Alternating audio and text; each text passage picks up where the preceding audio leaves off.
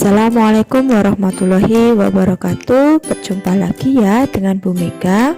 Bagaimana kabarnya hari ini? Semoga kita selalu diberi kesehatan dan dalam perlindungan Tuhan Yang Maha Esa. Kali ini kita akan belajar tema 3, benda di sekitarku. Subtema yang pertama, aneka benda di sekitarku, dengan pembelajaran yang ketiga.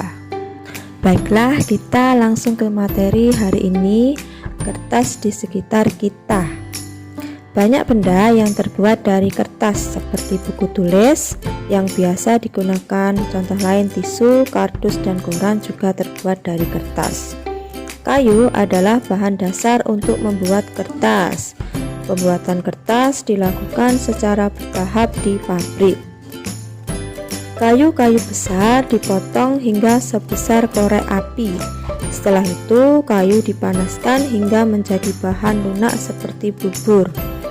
Bubur inilah yang disebut bubur kertas atau pulp.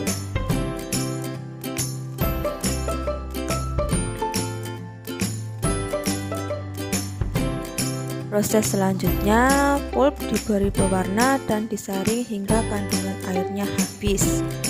Pulp yang sudah kering meninggalkan ampas berupa serat selulosa yang saling terkait.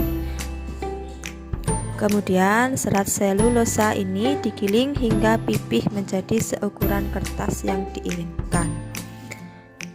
Cobalah kamu menulis di atas kaca. Apakah hasil tulisanmu di atas kaca seperti di kertas? Kertas memiliki sifat dapat menyerap air. Kertas dapat menyerap tinta pulpen dengan baik. Dengan demikian, semua yang kamu tulis di kertas dapat dibaca dengan jelas. Tahukah kalian, sebuah fakta menunjukkan kalau kita menghemat 1 ton kertas, berarti kita menghemat 13 batang pohon besar. Fakta yang luar biasa, bukan? Apa yang bisa kita lakukan untuk menghemat kertas? Setiap tahun ajaran baru, aku meminta ibu membeli buku tulis baru. Sekarang aku akan menggunakan buku lama yang halamannya belum terpakai. Jika ingin terlihat seperti baru, ganti saja sampulnya. Kalau aku akan memanfaatkan kertas yang masih dapat digunakan. Misalnya menggunakan kertas di 2 sisinya, dengan demikian tidak menghabiskan kertas banyak. Saya sendiri tidak dapat menghemat kertas sebanyak 1 ton. Akan tetapi, bila setiap orang melakukan penghematan, pasti berton-ton kertas dapat dihemat. Asyik, bukan? Udin dan teman-temannya berpendapat tentang menghemat kertas. Apakah kertas juga dapat digunakan untuk membuat alat musik? Ternyata tidak dapat. Mengapa? Karena alat musik sebagian besar terbuat dari kayu berpadu dengan kulit hewan. Contohnya antara lain gendang.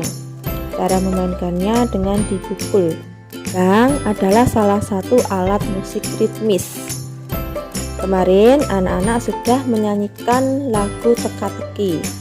Coba kalian nyanyikan lagu teka-teki dengan diiringi alat musik ritmis dengan menggunakan benda-benda di sekitarmu yang bisa berbunyi.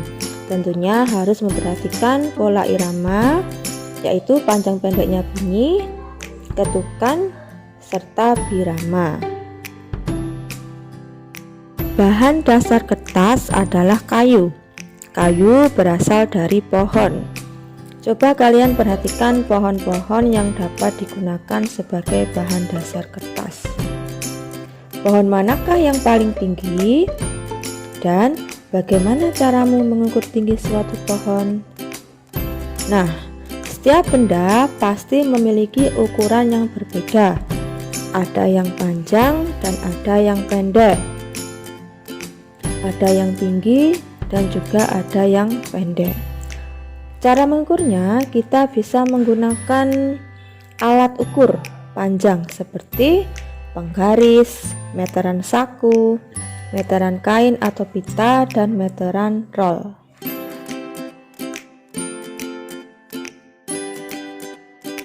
Penggaris dapat digunakan untuk mengukur panjang buku, panjang meja, dan lain-lain. Meteran saku digunakan untuk mengukur panjang meja. Meteran saku biasanya digunakan oleh tukang bangunan atau tukang kayu untuk mengukur bangunan atau kayu. Meteran kain atau pita dapat digunakan untuk mengukur anggota tubuh.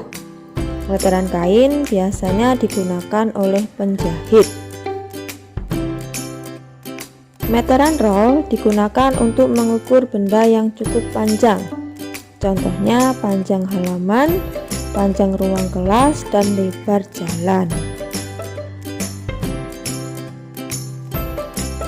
Untuk mengukur benda yang panjangnya kurang dari 1 meter, kalian dapat menggunakan penggaris. Untuk mengukur benda yang panjangnya lebih dari atau sama dengan 1 meter, kalian dapat menggunakan meteran.